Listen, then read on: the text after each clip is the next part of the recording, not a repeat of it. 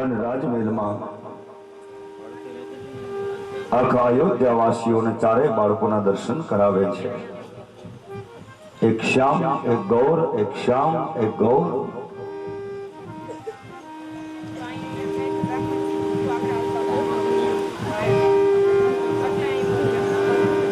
એક મહિના સુધી ઉત્સવ ચાલ્યો. પરમહંસો જ્યાં આવવા લાગ્યા,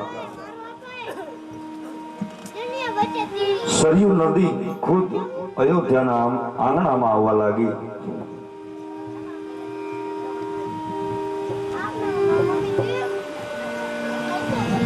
ચારે ભાઈઓ હવે ચાર પગે ચાલતા થયા. પછી નામકરણ સંસ્કારનો વિધિ આવે છે. નામ પાડવું પડે ને. વશિષ્ઠ મહારાજને બોલાવ્યા છે. ત્રણેય રાણીઓ પોતાના બાળકોને લઈ યજ્ઞમાં બેઠા છે. નામકરણ સંસ્કાર થાય છે.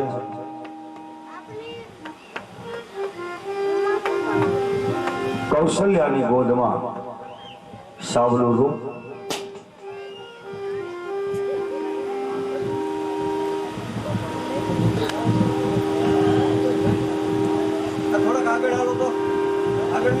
બેનો થોડાક આગળ લઈ આવો એટલે પાછળ આ બાજુથી થોડાક આગળ બેવો એટલે વાંધો ન આવે.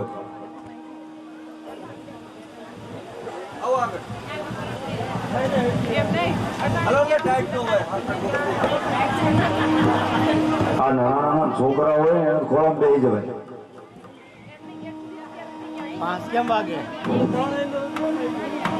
બરોબર જોગેશભાઈ, નાના છોકરા રોજમાં બેઠા રહીએ, ખોરાક બેઠા રહીએ.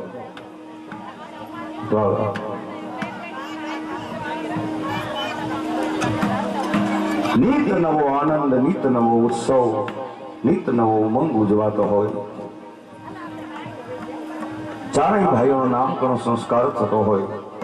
કૌશલ્યાની ગોદમાં સાવલું રૂપ જોઈ વશિષ્ઠ મહારાજે કીધું, રાજવી, જેનું નામ લેવાથી જગતને આરામનો અનુભવ થાય, જેનું નામ લેવાથી જગતને વિશ્રામ મળે, માટે તારા પેલા દીકરાનું નામ હું રામ રાખું છું. આખી સભાએ રામના નામનો જે જયકાર કર્યો છે. આપણે પણ એકવાર બોલો રામચંદ્ર ભગવાન કી જય.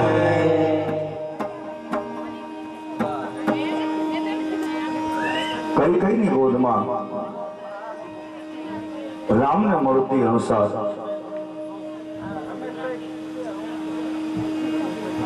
વશિષ્ઠ મહારાજે કીધું કે રાજવી, જેનું નામ લેવાથી વિશ્વનું ભરણ પોષણ થઈ જાય, માટે તારા બીજા દીકરાનું નામ હું ભરત રાખું છું.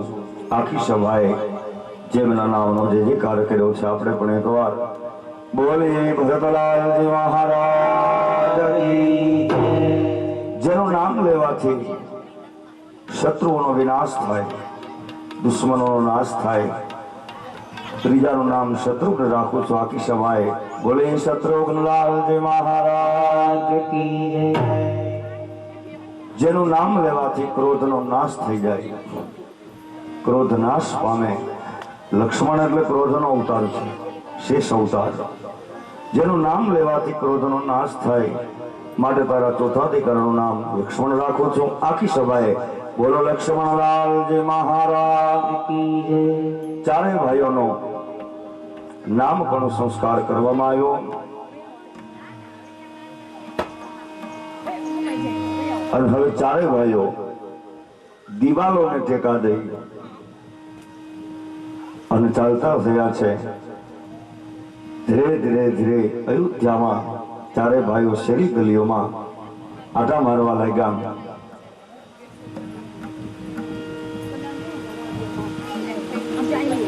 અને હવે ચારેય ભાઈઓ વિદ્યા અભ્યાસ માટે જોજો ગુરુના આશ્રમમાં જાય છે. અવાજ કરો માં કોઈ શાંતિથી સાંભળો. વિચાર તો કરો કે રામ એટલે બ્રહ્મ છે. અને બ્રહ્મ પણ એમ કહે કે મારે પણ હું ખુદ બ્રહ્મ છું, આખા જગતને ઉત્પન્ન કરનાર છું, અને છતાંય મારે વિદ્યા અભ્યાસ લેવો પડ્યો છે. વશિષ્ઠ મહારાજના આશ્રમમાં ચારેય ભાઈઓ વિદ્યા અભ્યાસ માટે આવે છે. ગોસ્વામી તુલસીદાસજી કહે, ગુરુ ગુરુ ગાય હું. ગુરુ કેતા ગુરુના દ્વારે, હે ગુરુ ગુરુ ગાય હું પ્રધાન રઘુરાય. ગુરુ વિરામ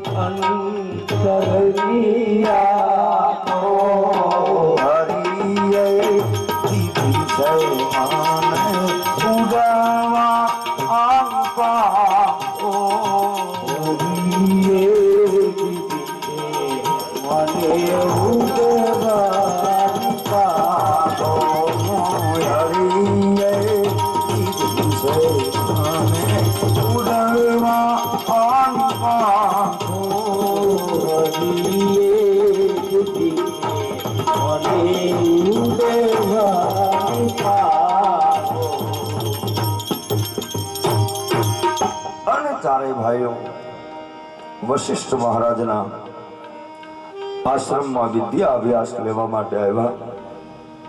અલ્પકાલ સબ વિદ્યા પાઈ, થોડા જ સમયની અંદર બધી જ વિદ્યાઓને પ્રાપ્ત કરી. ચારેય ભાઈઓ વશિષ્ઠ મહારાજને પ્રણામ કરે છે. વશિષ્ઠ મહારાજના આશીર્વાદ લઈ ચારેય ભાઈઓ અયોધ્યામાં આવી પોતાના પિતાને, પોતાની માતાઓને વંદન કરે છે. ચારેય ભાઈઓ રોજ સવારમાં વહેલા ઉઠી પોતાના માતા પિતાને પગે લાગે. પ્રાત કાલ ઉઠી કે રઘુનાથા,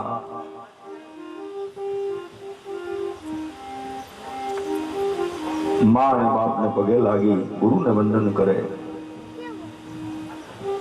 વિચાર તો કરો કે આ તો બ્રહ્મ છે, આ તો ઈશ્વર છે, પણ છતાંય પરમાત્માની લીલા કેવી છે. પ્રાતકાલ ઉઠી કે રઘુનાથા માતૃદેવો ભવઃ પિતૃદેવો ભવઃ આચાર્ય દેવો ભવઃ.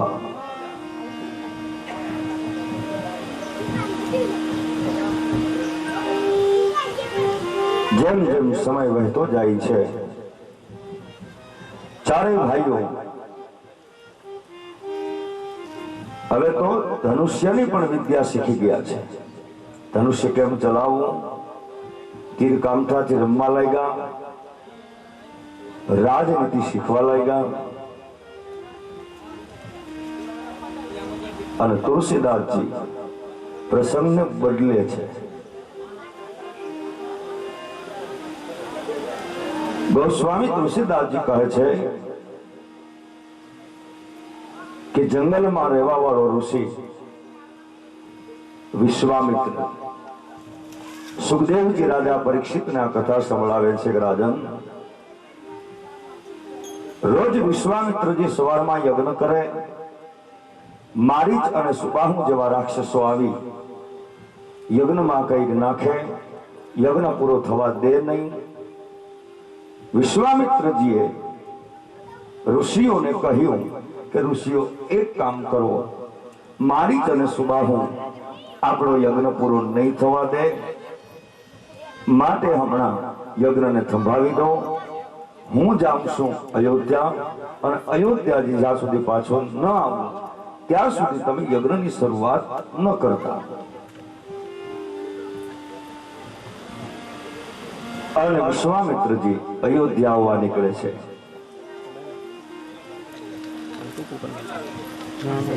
ચાલતા ચાલતા વિશ્વામિત્રજી જે અયોધ્યામાં આવ્યા, રાજા દશરથને ખબર પડી કે બાપજી આવ્યા છે. વિશ્વામિત્રજી દ્વારે આવી રાજા દશરથે સ્વાગત કર્યું. વિશ્વામિત્રને સિંહાસન ઉપર બેસાડ્યા.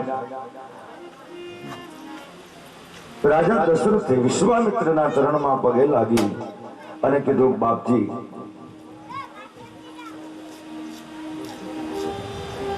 આપને અહીં સુધી આવવાની તકલીફ લેવાની હોય, તમારે જરૂર હોય તો મને બોલાવી લેવો જોઈએ ને. અને સંત છે ને એ કારણ વગર કોઈના ઘરે જાય નહીં. વિશ્વામિત્ર જે કહ્યું કે રાજવી, આમ તો અમે કોઈની ઘરે જતા નથી, પણ એક કામ પડ્યું છે એટલે આવ્યો છો. રાજા દશરથે વિશ્વામિત્રને કીધું, બાપજી, અમારી રઘુકુળની તો આ રીતિ છે કે સંતોને માટે, બ્રાહ્મણોને માટે, ગાયોને માટે અમારે ક્ષત્રિયોને ખપી જવું પડે. અમારી રઘુકુળની રીત ચાલી આવે છે. અરે બાપજી, તમારે વિનંતી ન કરવાની હોય, હુકમ કરો. વિશ્વામિત્રજી કહ્યું, રાજવી, મેં એવું સાંભળ્યું છે કે તારે ત્યાં 4 પુત્રનો જન્મ થયો છે. હા બાપજી, એ બધી તમારા જેવા સંતોની દયાથી.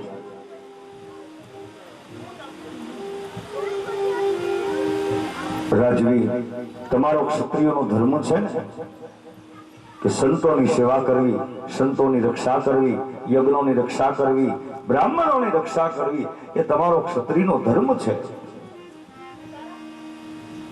એટલે રાજવી, એક કામ પડ્યું છે એટલે આવ્યો છો.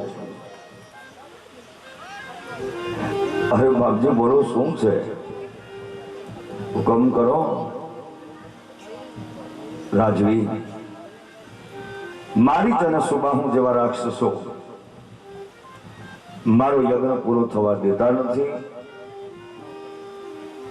અમંગલ દ્રવ્ય યજ્ઞમાં નાખે, યજ્ઞ પૂર્ણ થાય નહીં. યજ્ઞની રક્ષા માટે તારા 2 પુત્રોની માંગણી કરવા આવ્યો છો.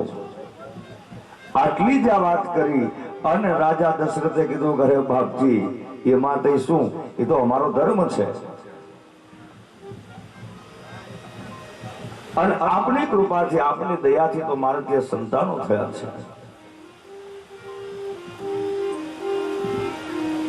તારા 2 પુત્રોની માંગણી કરવા આવ્યો છો. એક તારો લક્ષ્મણ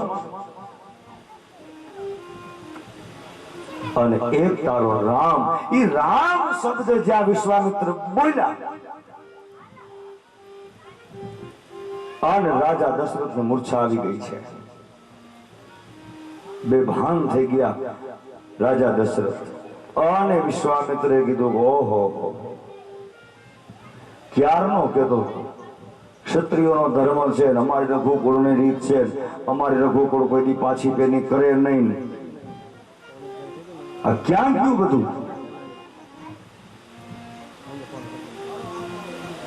દીકરા નહોતા તેથી તું અમારી સંતોની પાસે માંગણી કરતો કે મારે ત્યાં પુત્ર થાય અને આજ તારે ત્યાં 7 સંતાનો થયા અને તને આટલો બધો મોહ જાગ્યો છે. ધીરે ધીરે ધીરે રાજા દશરથ દિવાલને ટેકા લઈને ઉભા થઈને એટલું કીધું બાપજી તમારી માંગણી અયોગ્ય છે, મારી ના નથી. લક્ષ્મણને લઈ જાઓ, શત્રુઘ્નને લઈ જાઓ, ભરતને લઈ જાઓ, પણ મારો રામ નહીં આવે. મારો રામ તો મારો પ્રાણ છે. વિશ્વામિત્રજી કીધું કે આટલો બધો મોહ છે તને દીકરાઓનો, તમારી માંગણી યોગ્ય નથી. એમાં રામ અને લક્ષ્મણ આવે છે. આવ્યા એટલે તરત રાજા દશરથે કીધું રામ બાપજી આવ્યા છે, પગે લાગો. 2 ભાઈઓ વિશ્વામિત્રજીને પગે લાગે છે. રામે પૂછ્યું પિતાજી કઈ ચિંતામાં છો? રામ બાપજી તારી અને લક્ષ્મણની માંગણી કરે છે યજ્ઞની રક્ષા માટે. અને અહીં રામ બોલ્યા કે અરે પિતાજી એમાં શું છે, યજ્ઞની રક્ષા કરવી, બ્રાહ્મણોની રક્ષા કરવી, ગાયોની રક્ષા કરવી એ તો આપણો ક્ષત્રિયનો ધર્મ છે.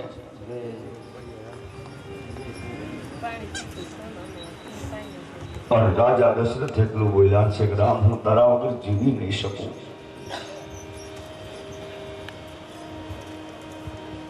રામ મારો પ્રાણ છે.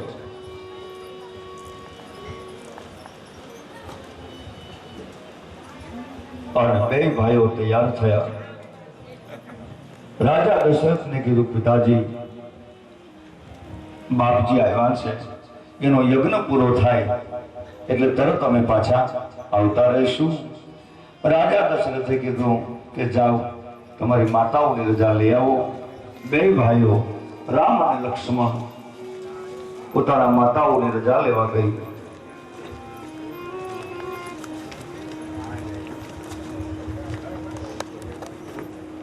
રજા લઈને બંને ભાઈઓ વિશ્વામિત્ર પાસે આવ્યા છે. બાપજી ચાલો. 2 ભાઈઓ તૈયાર થયા. રાજા દશરથે કહ્યું રામ જોજો હમ યજ્ઞ પતાય તરત તું આવતો રહેજે, તારા વગર હું જીવી નહીં શકું. રામે કહ્યું પિતાજી ચિંતા ન કરો, અમે 2 ભાઈઓ બાપજીનો યજ્ઞ પૂર્ણ કરી અને તરત અયોધ્યામાં આવી જશું. 2 ભાઈઓ વિશ્વામિત્રની સાથે જે યજ્ઞની રક્ષા કરવા નીકળે છે. એક બાજુ રામ, એક બાજુ લક્ષ્મણ, વચમાં વિશ્વામિત્રજી. પણ વિશ્વામિત્રને શંકા ગઈ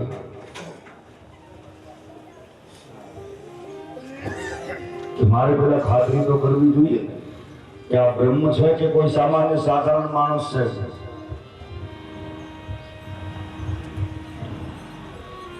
એટલે રસ્તામાં તાડકા નામની રાક્ષસીના હાડકા પીડા છે. અને વિશ્વામિત્રજી એટલું કીધું કે રાઘવ આને જરા ઊંચા કરી દો ને.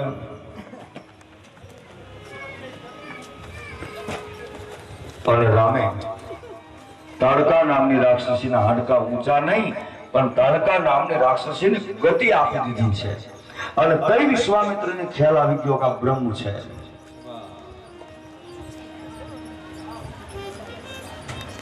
ત્યાંથી તાડકાને ગતિ આપી અને જ્યાં યજ્ઞમાં પહોંચ્યા. સાંજનો સમય છે. બે ભાઈઓ વિશ્વામિત્રના ચરણ દબાવે છે. સાંજે મોડું થયું. વિશ્વામિત્રે સામેથી કહ્યું, રામ લક્ષ્મણ જાઓ હવે શયન કરો. બે ભાઈઓ આરામ કરવા ગયા. અને સવારમાં બે ભાઈઓએ સામેથી કીધું, બાપજી આપ યજ્ઞની શરૂઆત કરો. અમે બે ભાઈઓ બે દિશામાં ઊભા છે અને હવે જોઈશી કે કોણ રાક્ષસ આવે છે. અને વિશ્વામિત્ર યજ્ઞની શરૂઆત કરી. યજ્ઞ જ્યાં શરૂ થયો અને યજ્ઞનો ધુમાડો આકાશમાં ગયો. ઈ ધુમાડાની સુગંધ લઈ મારીચ અને સુબાહો જ્યાં આવ્યા ને આકાશમાં આવ્યા છે. અમંગલ દ્રવ્ય ફેંકવાની તૈયારી કરે અને લક્ષ્મણની નજર પડી સુબાહુની સામે અને લક્ષ્મણે બાણ ચડાવ્યું. બાણને સરસાંધણ કર્યું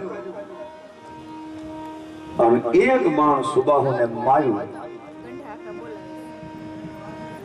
લક્ષ્મણે સુબાહુનો વિનાશ કર્યો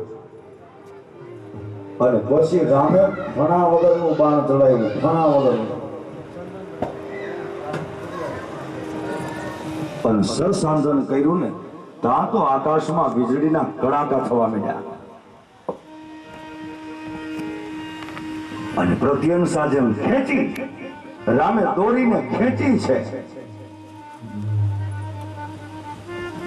અને ઘણા વગરનું બાણ છોડ્યું અને મારીચને રામે 400 ગાવ દરિયાને કાંઠે ફેંકી દીધો. 400 ગાવ દરિયાને કાંઠે મારી જ પડ્યો. માર્યો નથી. એને ખબર હતી કે હજી આની જરૂર છે એટલે દરિયાને કાંઠે ફેંકો. વિચાર તો કરો, ફણા વગરનું બાણ હતું. હવે ફણા સહિત જો માર્યું હોય તો મારી જ જાય ક્યાં? પતો ન લાગે હો.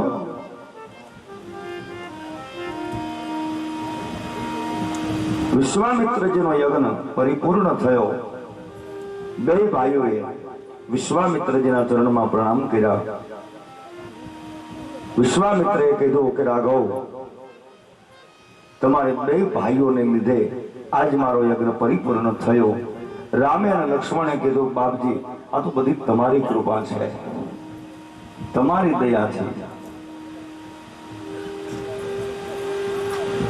પણ પછી વિશ્વામિત્ર બોલ્યા છે કે રાઘવ, એક યજ્ઞ તમે પૂર્ણ કર્યો, હવે તમારે એક યજ્ઞ પૂરો કરવાનો છે. જનકપુરમાં. અને વિશ્વામિત્રજી બોલવામાં તૈયાર છે, બહુ ચતુર છે. જનકપુરમાં શું હતું? જાનકીનો સ્વયંવર હતો.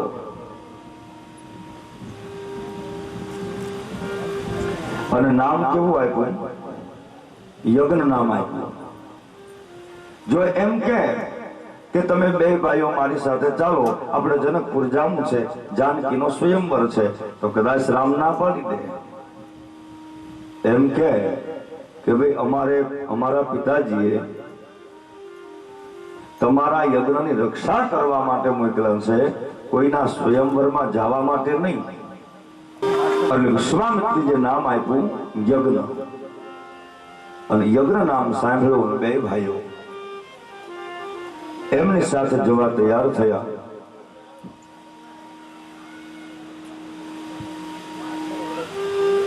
રસ્તામાં ચાલતા ચાલતા જનકપુર બે ભાઈઓ આવવા નીકળે છે વિશ્વામિત્રની સાથે. આ બાજુ જાનકીનો સ્વયંવર છે.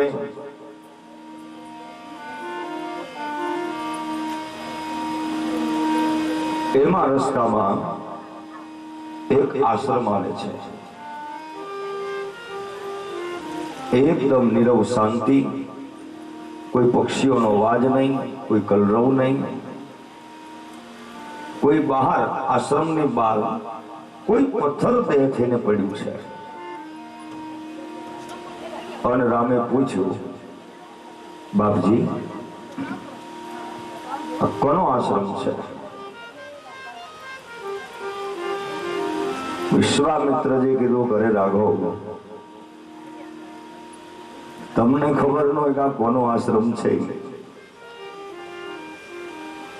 છતાંય મારી વાણીને પવિત્ર કરવા માટે આ આશ્રમ ગૌતમ ઋષિનો આશ્રમ છે. તો બાપજી આ બાર જે પથ્થર દેહ થઈને પડ્યું છે એ કોણ છે? રાઘવ, એ ગૌતમની પત્ની અહલ્યા છે. તો બાપજી પથ્થર દેહ થઈને શું કામ પડી છે? રાઘવ, એકવાર ગૌતમ ઋષિ ઘરે હતા નહીં. ઇન્દ્ર આવે છે અને ઇન્દ્ર અહલ્યામાં મોહિત થયો. ગૌતમને આવવાનો સમય થયો અને ગૌતમે આશ્રમમાં આવીને જ્યાં જોયું, ઇન્દ્ર અને અહલ્યાને જોયા, ગૌતમને ક્રોધ આવ્યો અને ગૌતમે ઇન્દ્રને શ્રાપ આપ્યો કે તારા શરીરમાં 1000 છિદ્ર થઈ જાય. અહલ્યાને શ્રાપ આપ્યો કે તું પથ્થર જેવી જળ છો, માટે જા તું પથ્થર બની જા. અને તેથી અહલ્યાને પસ્તાવો થયો. અહલ્યાએ કીધું કે મારું કલ્યાણ ક્યારે થશે, મારો ઉદ્ધાર ક્યારે થશે? અને ત્યારે ગૌતમે એટલું કીધું હતું કે જ્યારે રામ અહીંથી નીકળશે અને એના ચરણની રજ જેથી તારા ઉપર પડશે તેથી તારું કલ્યાણ થઈ જશે. માટે રાઘવ, આનું કલ્યાણ કરો.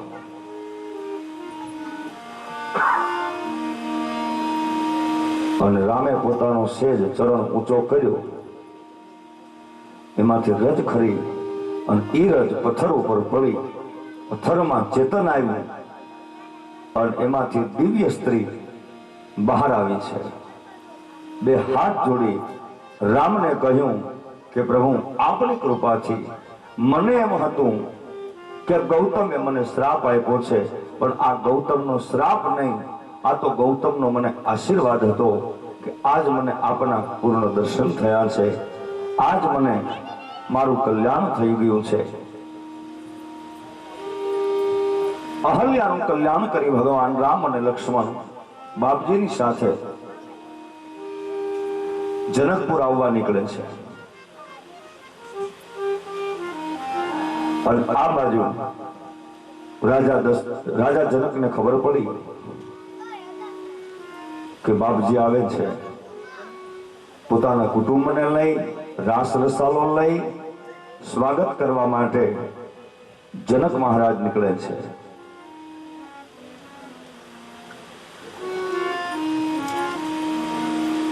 અને આ જાનકીનું ભાવિ નક્કી થવાનું હોય.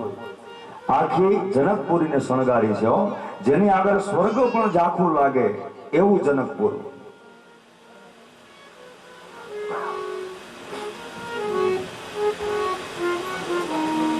અને વિશ્વામિત્રજીને જનકપુરનો જે બગીચો હતો આંબાવાળી, એમાં મુકામ કર્યો.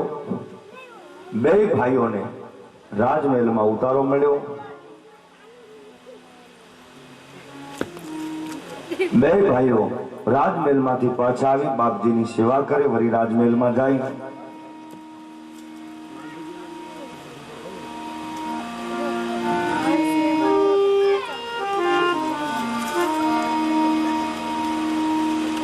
અને એમાં બે ભાઈઓ આવી અને બાપજીને કીધું કે બાપજી, તમારી રજા હોય તો અમારે જનકપુર જોવા જવું છે. વિશ્વામિત્રજીએ કીધું, ભલે રાઘવ, કારણ કે આ તો મર્યાદા પુરુષોત્તમ છે હો. હા, જેથી નંદ બાબાની સાથે જતી કૃષ્ણ ગયા મથુરા, અંતરી કૃષ્ણે નંદ બાબાને એટલું કીધું, બાબા અમે મથુરા જોવા જાય. તેથી ના પાડ્યો નંદ બાબા. કૃષ્ણની તો ખબર હોય ને, કનૈયાની ખબર ન હોય એટલે ના પાડી દીધી નંદ બાબાએ, ક્યાંય જવું નથી. કે બાબા અમે સીધે સીધા જાઉં, સીધે સીધા પાછા આવશું. નંદ બાબાએ કીધું કે મને તારી ખબર છે, આ અજાણ્યું ગામ છે અને અજાણ્યા ગામમાં ગયા હોય ને ત્યાં બહુ તોફાન ન કરાય. આ તો મર્યાદા પુરુષોત્તમ છે.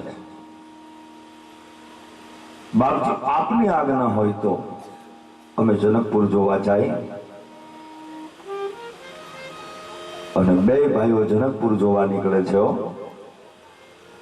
જનકપુરની ગલી શેરીઓમાં ઝરૂખામાંથી સ્ત્રીઓ એનો પરિચય મેળવે છે કે આ કોણ છે. એક સ્ત્રી બીજી સ્ત્રીને એમ કહે છે કે જે શ્યામ છે ને એનું નામ રામ છે અને જે ગૌર છે એનું નામ લક્ષ્મણ છે. બે ભાઈઓ છે અને અયોધ્યાનો રાજા દશરથના પુત્ર છે.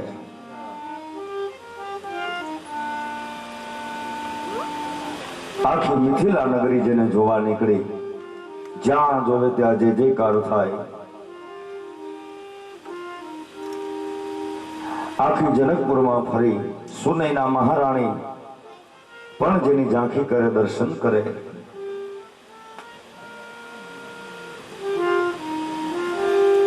આખી જનકપુર જોઈને બે ભાઈઓ બાપજીની પાસે આવે, બાપજીને પ્રણામ કરે. પછી કીધું બાપજી એક કામ કરીએ, તમારે પૂજાનો સમય છે અને જનકપુરના બગીચામાંથી અમે પુષ્પ લઈ આવીએ. અને બે ભાઈઓ પુષ્પ લેવા માટે જાય છે બગીચામાં.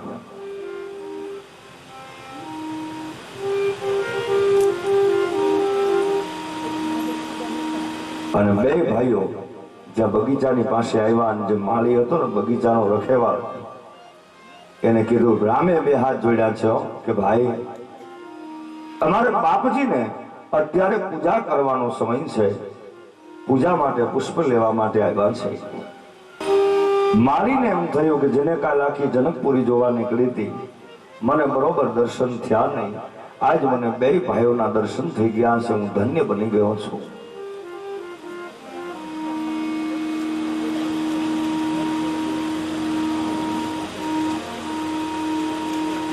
અને એ સમયે માં જાનકીને સુનૈના મહારાણી એટલું કીધું કે બેટા એક કામ કરો, આજે તમારું ભાવિ નક્કી થવાનું છે, માટે આપણા બગીચામાં પાર્વતી માતાનું મંદિર છે અને ત્યાં તમે દર્શન કરી આવો. સખીઓની સાથે માં જાનકી બગીચામાં આવે છે. સ્ત્રીઓ જ્યારે પાછળ રહી ગઈ, સખીઓ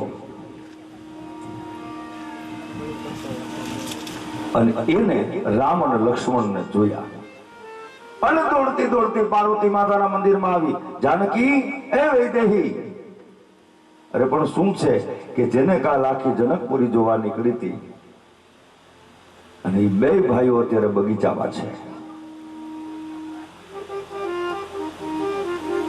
હાલ તને દર્શન કરાવું. સખીઓની સાથે માં જાનકી આવે છે. આંગળી ચીંધીને એમ કે છે કે જે શ્યામ છે ને એનું નામ રામ છે, ગૌર છે એનું નામ લક્ષ્મણ છે. બે ભાઈઓ અયોધ્યાના રાજા દશરથના પુત્ર છે. સખીઓએ જેનો પરિચય કરાવ્યો, ગુરુનું માધ્યમ બની છે. બ્રહ્મ તત્વનો અનુભવ કોણ કરાવે? ગુરુ. આજે આખો અનુભવ સખીઓએ આપી દીધો છે. ઝાંઝરનો અવાજ થયો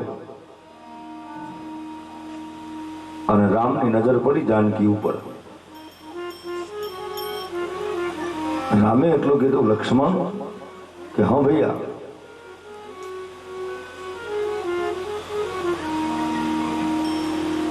કે કઈક અવાજ આવે છે, ઝાંઝરનો અવાજ છે. રામનું ધ્યાન જાનકીમાં છે. અને લક્ષ્મણને એટલું કીધું રામે કે લક્ષ્મણ, આટલું બધું મારું મન આના તરફ આટલું બધું કેમ ખેંચાય છે? લક્ષ્મણે કીધું મને કાંઈ ખબર નથી. એનું ધ્યાન ક્યાં છે લક્ષ્મણનું? સખીઓની સાથે એમાં ઉર્મિલા પણ છે, એટલે લક્ષ્મણનું ધ્યાન ત્યાં છે. હવે આ તો બ્રહ્મ છે, અને બ્રહ્મ આવી વાતો કરે તો સ્વાભાવિક સારું ન કહેવાય. પાછો મર્યાદા પુરુષોત્તમ છે, પણ ભક્તિનો અનુભવ કરાવે છે. જ્ઞાન, ભક્તિ અને વૈરાગ્ય ત્રણેયનો સમન્વય. માં જાનકી રામને જોયા અને ફરી પાર્વતી માતાના મંદિરમાં આવે છે. મંદિરમાં આવી અને માને પગે લાગે અને માં ભવાની આશીર્વાદ આપ્યા છે કે જાનકી, તારી જે મનની જે મનોકામના છે ને એ તારી પૂર્ણ થશે. માં પાર્વતીના આશીર્વાદ લઈ જાનકી આવી મહેલમાં. બે ભાઈઓ પુષ્પ લઈ અને બાપજીની પાસે આવ્યા છે. વિશ્વામિત્રજીએ પૂજા કરી. બે ભાઈઓને કીધું, ભાઈઓ રામ, લક્ષ્મણ, હવે આપણે રાજમહેલમાં જઈ ધનુષ્ય યજ્ઞની તૈયારી છે. આજે જાનકીનું ભાવિ નક્કી થવાનું છે.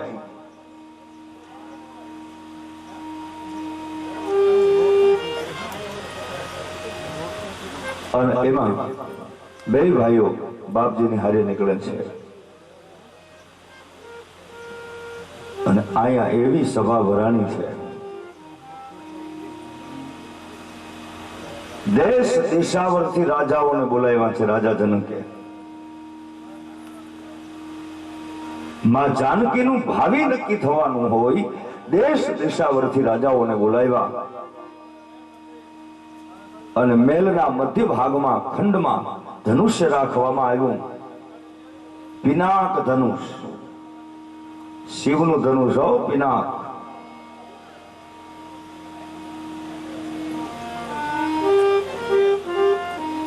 એક ઊંચો મંચ તૈયાર કરવામાં આવ્યો. એની ઉપર એક બાજુ રામ, એક બાજુ લક્ષ્મણ, વચ્ચે વિશ્વામિત્ર બેઠા છે. સામે ધનુષ્ય પડ્યું છે ખંડમાં. દેશ દેશાવરથી આવેલા રાજાઓ બેઠા છે.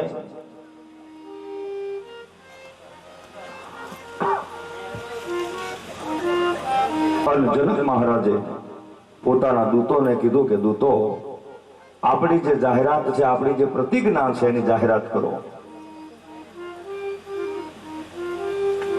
અને જનક મહારાજના દૂતો ઉભા થયા. એકદમ સભા ચૂપ, કોઈ અવાજ નહીં, નીરવ શાંતિ. અને જનકના દૂતો જ્યાં ઉભા થયા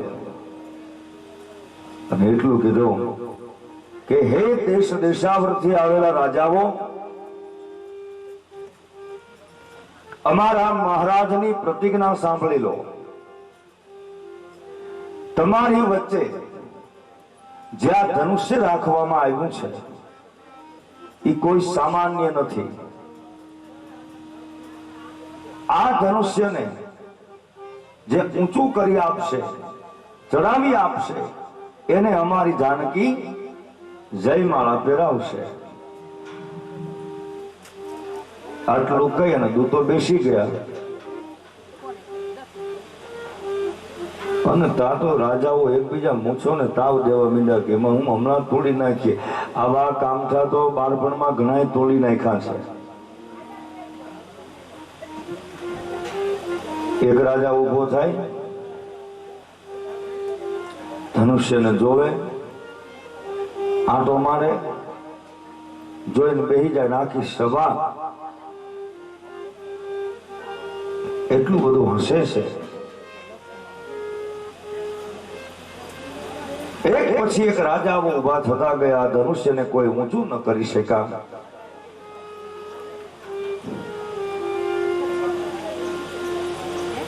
અને પછી તો એક સાથે 10,000 રાજાઓ ઉભા થયા. ધનુષ્યને ઊંચું કરવા. હવે અહીંયા થોડો પ્રશ્ન થાય, શંકા થાય. એક સાથે 10,000 રાજાઓ જો ઉભા થયા હોય અને કદાચ ધનુષ્યને ઊંચું કરી લે, એક સાથે 10,000 રાજા ઉભા થયા અને ધનુષ્યને ઊંચું કરી લે, તો જાનકીને જયમાળા પહેરાવવી કોને? 10,000 રાજાઓ ઉભા થયા એટલે એનો અર્થ એ થયો કે 10,000 રાજાઓ જેટલી જેનામાં શક્તિ છે એવો સહસ્ત્રાર્જુન ઈ પણ આવ્યો છે. બધા રાજાઓ ધનુષ્યને ઊંચું કરવા માટે ઉભા થયા. કોઈ ધનુષ્યને ઊંચું ન કરી શકા અને જનક મહારાજની ચિંતા વધી. હવે શું કરવું?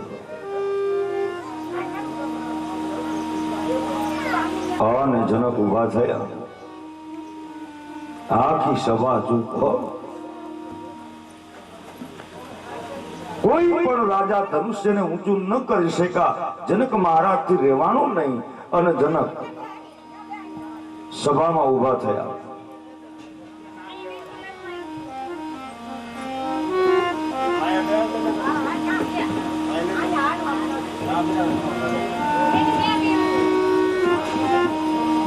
અને જનક મહારાજે જાહેરાત કરી, હે દેશ દેશાવરથી આવેલા રાજાઓ, ધનુષ્યને ઊંચું કરવું, એને ચડાવવું એ તો દૂરની વાત છે. એક તલના દાણા જેટલું હટાવી ન શકા.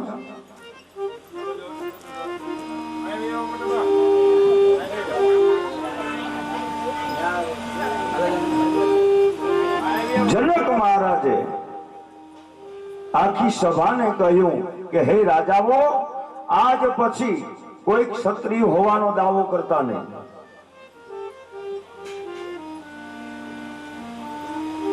મને એવું લાગે છે કે જ્યારથી પરશુરામે આ ધરતીને નક્ષત્રી કરી છે ત્યારથી આ ધરતી ઉપર કોઈ સુરવીર બચ્યો નથી. આજ પછી કોઈ એમ ન કહેતા કે હું સુરવીર છું. હે રાજાઓ, આશા છોડી અને હોહોને ઘેરે જતા રહ્યો.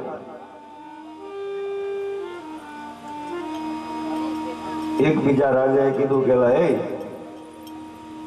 હવે આપણે નીકળી જવું જોઈએ, આપણું અપમાન થયું છે, હાલો નીકળી જાય. એક રાજાએ બીજા રાજાને કીધું બેઠો રે ને, કામ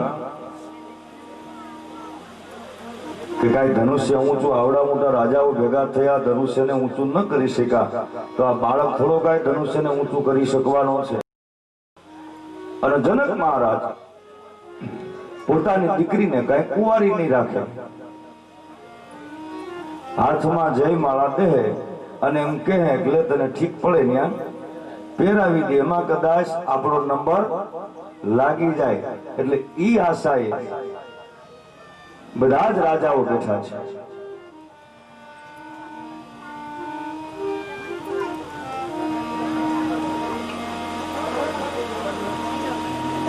અને આટલું બધું જ્યાં જનક મહારાજ બોલવા માંડ્યા, લક્ષ્મણથી રહેવાનું નહીં. જ્યાં સુધી કથા આવે છે ત્યાં સુધી કસાન સુધી કથા સાંભળજો, જ્યારે નાચવા કૂદવાનું આવે ત્યારે કૂદજો, પણ જ્યાં સુધી કથાનો મહિમા, રામ કથાનો મહિમા આવે છે ત્યાં સુધી એક ધ્યાન, એક ચિત્ત રાખી અને કથાને સાંભળજો. નંદભાઈનો ઉત્સવ આવે ત્યારે તમે ઠેકડા મારજો, વાતો કરજો, પણ જ્યાં સુધી રામ કથા હાલે છે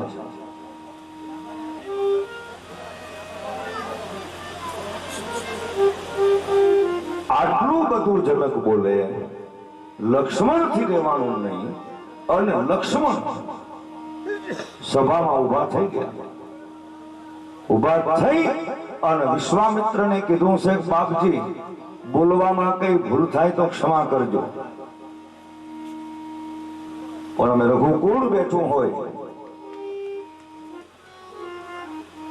અને જનક એમ કહે કે આ ધરતી ઉપર કોઈ સુરવીર નથી?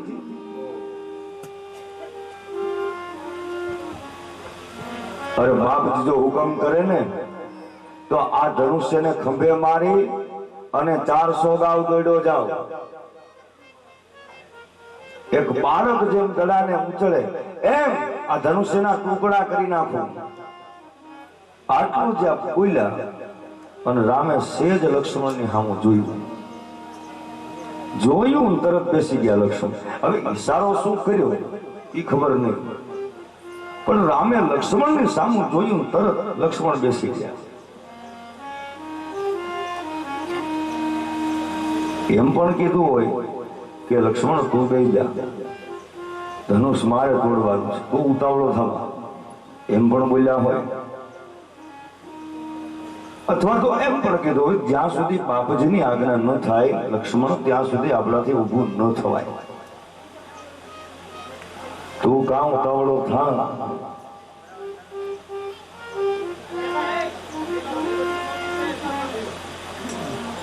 અને ત્યારે વિશ્વામિત્રને એમ થયું કે હવે અહીંયા રામની જરૂર છે.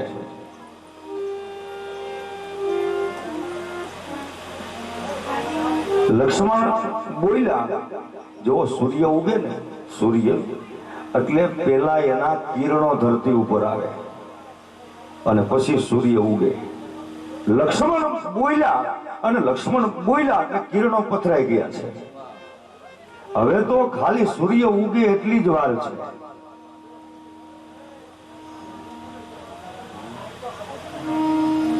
અને રામની પીઠ ઉપર વિશ્વામિત્રે હાથ મૂક્યો, રાઘવ જાઓ. જનક મહારાજની જે પ્રતિજ્ઞા છે, અને રામ મંચ ઉપર ઉભા થયા. આખી સભાની નજર રામ ઉપર છે અને સોનૈના મહારાણીની ચિંતા થઈ. અરે રે, આટલા બધા રાજાઓ ભેગા થયા છે, જો ધનુષ્યને ઊંચું ન કરી શકા અને નયન આ બાળકને કંઈક થઈ જશે તો આપણે અયોધ્યા જવાબ શું આપશું? અને એ જ સરળ સ્વભાવ રામ ધીરે ધીરે ધીરે જ્યાં ધનુષ્ય પડ્યું છે ત્યાં આવે છે. આખી સભાનું નજર એનું એવી આમ કેન્દ્રિત બધાની નજર થઈ ગઈ છે રામ ઉપર કે આ શું કરશે એમાં બાળક.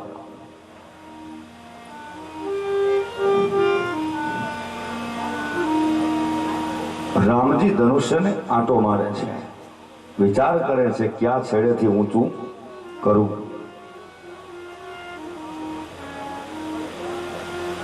અને રામે અવાજ કર્યો, લક્ષ્મણ, એ લક્ષ્મણ, કે હા ભૈયા જોઈજો હો, ધરતીના છેડાને બરોબર પકડી રાખજે, ક્યાંક છટકી ન જાય. લક્ષ્મણે કીધું ભૈયા ચિંતા ન કરો, બધું વ્યવસ્થિત કરી દીધું છે. આખી સભાની નજર રામ ઉપર અને ધનુષ્યને જે અડવાની રામ તૈયારી કરે અને ત્યાં તો આકાશમાં એ વીજળીના કડાકા થવા માંડ્યા છે.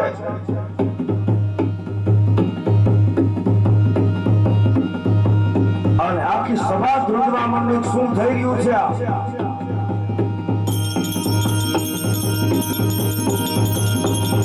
જ્યાં જોડે ત્યાં હાહાકાર થઈ રહ્યો છે.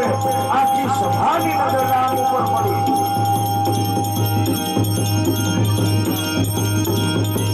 બધા રાજાઓ વિચાર કર્યો શું થઈ ગયું છે, અને રામ વિચાર કરે ક્યાં શરીરથી મારે ઊંચું કરવું. તારો દિશા વિહીન બની આકાશમાં વીજળીના કડાકા થવા માંડ્યા અને વાદળા દેવડા દેવડા ચોવડા થવા માંડ્યા છે. ધરતી ધ્રુજવા માંડી છે. લક્ષ્મણને કીધું, લક્ષ્મણ જોજે કે ભૈયા ચિંતા કરો માં, ધરતીના છેડાને એવા ટુકડા છે અને આખી સભા વિચાર કરે વિશ્વામિત્રજી કીધું રામ અમે વધારે વાર નહીં અને ભગવાન રામે સભાની અંદર ધનુષ્યને ઊંચું કર્યું હાથમાં લીધું કાતો શંખનાદ થવા માંડ્યો ઋષિ મુનિઓના ધ્યાન ભંગ થવા માંડ્યા છે અને ગુફાની અંદર રહેવાવાળા બધા વિચાર કરે કે આ શું છે એ ધરતીમાં પ્રલય થવાનો છે શું થઈ રહ્યું છે અને ત્યારે જે રામે ધનુષ્યને ઊંચું કર્યું અને ભગવાને જોરથી એવો આંચકો માર્યો અને એવો અવાજ થયો સપ્તભુવનમાં ત્રણે લોકમાં ધનુષ્યને તૂટવાનો અવાજ થયો એવા કડાકા થયા ધનુષ્યના અને તાતો જોરથી ભગવાન રામે ધનુષ્યને ઉડાઈ જોરથી આંચકો માર્યો ધનુષ્યના ટુકડાનો ઘાત કર્યો અને જયકાર થયો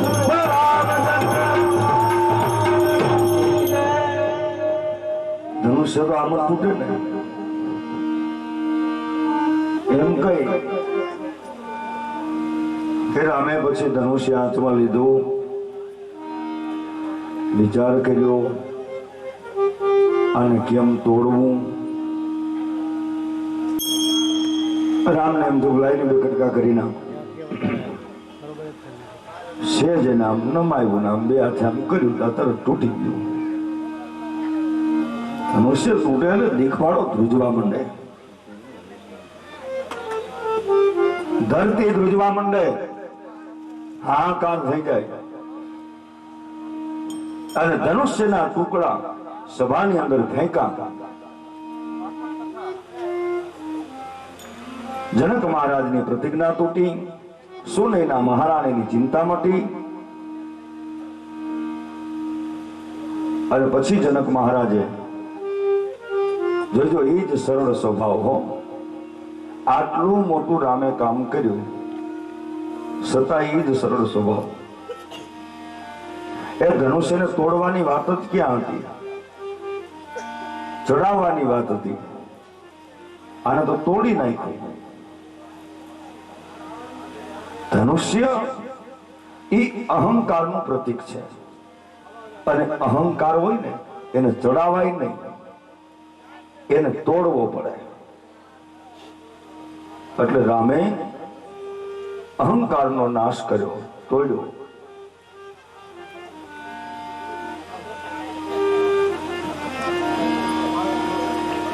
ધનુષ્યના ટુકડા પડ્યા સભાની અંદર માં જાનકી સખીઓની સાથે જયમાળા લઈને આવે છે રામ સામે ઉભા છે સામે જાનકી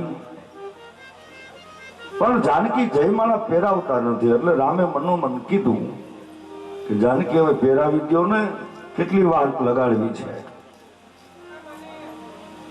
અને સીતાજી મનોમન જવાબ આપે છે કે તમે ધનુષ તોડવામાં કેટલી વાર લગાડી તોડવામાં જો એટલી વાર લાગી હોય તો આ તો જોડવાની વાત છે આમાં તો વાર લાગે ને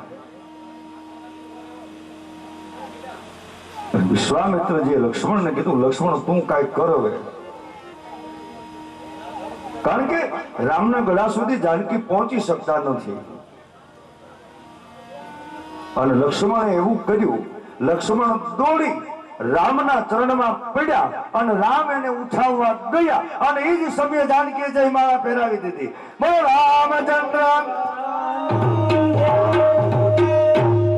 અને રામે કીધું લક્ષ્મણ તું કે હું કરું ભાઈ જાનકી ક્યારની લઈને ઊભી છે પછી તો કાયદેસર રીતે લગ્ન થયા જાનો જોડીને આવ્યા કાનાને નોતરો દીધું રે એ ગોપી બાન ભૂલી ગઈ કાનાને નોતરો દીધું રે ગોપીઓ काना ने नोतरो दीधूं रे गोपी मान भूली गई काना ने नोतरो दीधूं रे गोपियो भान भूली गई हे भान भूली गई गोपी गानी गेली थई भान भूली गई गोपी गानी गेली थई हे भान भूली गई गोपी गानी गेली थई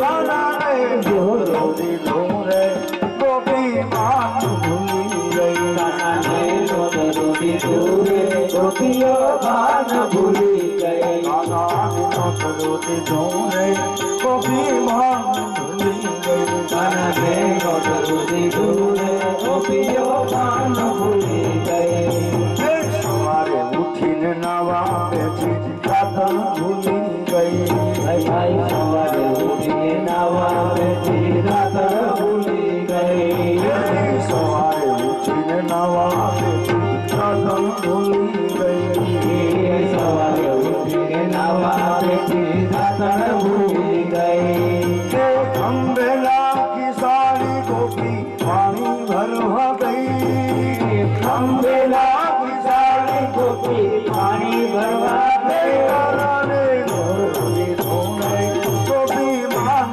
भूली गई लाला ने नोतरो दीधूं रे गोपियो भान भूली गई मान भूली गई गोपी गानी गेली थई भान भूली गई गोपी गानी गेली थई मान भूली गई गोपी गानी गेली थई भान भूली गई गोपी गानी गेली थई काना ने नोतरो दीधूं रे गोपी मान भूली गई लाला ने नोतरो दीधूं रे गोपियो भान भूली गई ओबो भरीने मीठું નાખ્યું ખીર ખારી થઈ ભાઈ ભાઈ ગો ભરીને મીઠું નાખ્યું કોઈર ખાઈ થઈ ઓબો ભરીને મીઠું નાખ્યું ખીર ખારી થઈ ગો ભરીને મીઠું નાખ્યું કોઈર ખાઈ થઈ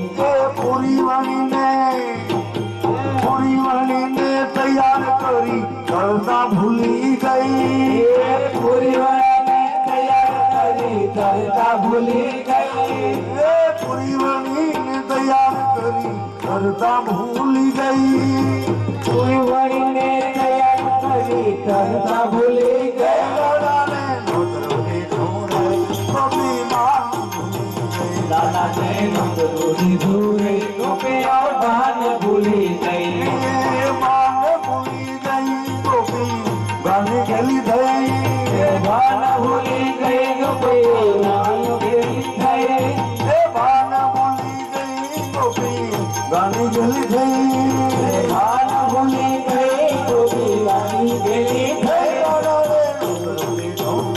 ગોપી मान ભૂલી ગઈ લાલા ને નોતરો દીધું રે ગોપીઓ ભાન ભૂલી ગઈ વાલો મારો જમવા બેઠો આસન ભૂલી ગઈ એ વાલો મારો જમવા બેઠો આસન ભૂલી ગઈ વાલો મારો જમવા બેઠો આસન ભૂલી ગઈ એ વાલો મારો જમવા બેઠો આસન ભૂલી ગઈ પાટલા ઉપર પીરસી આવી થાળી ભૂલી ગઈ પાટલા ઉપર પીરસી આવી થાળી ભૂલી ગઈ પાટલા ઉપર પીરસી આવી થાળી ભૂલી ગઈ પાટલા ઉપર પીરસી આવી થાળી ભૂલી ગઈ ગોડાને નોતરો દીધું રે ગોપી मान ભૂલી ગઈ કાનાની નોતરો દીધી વિષ્ણુ ભાન ભૂલી ગઈ ભાન ભૂલી ગઈ ગોપી ગાની ગેલી થઈ ભાન ભૂલી ગઈ ગોપી ગાની ગેલી થઈ ભાન ભૂલી ગઈ ગોપી ગાની ગેલી થઈ ભાન ભૂલી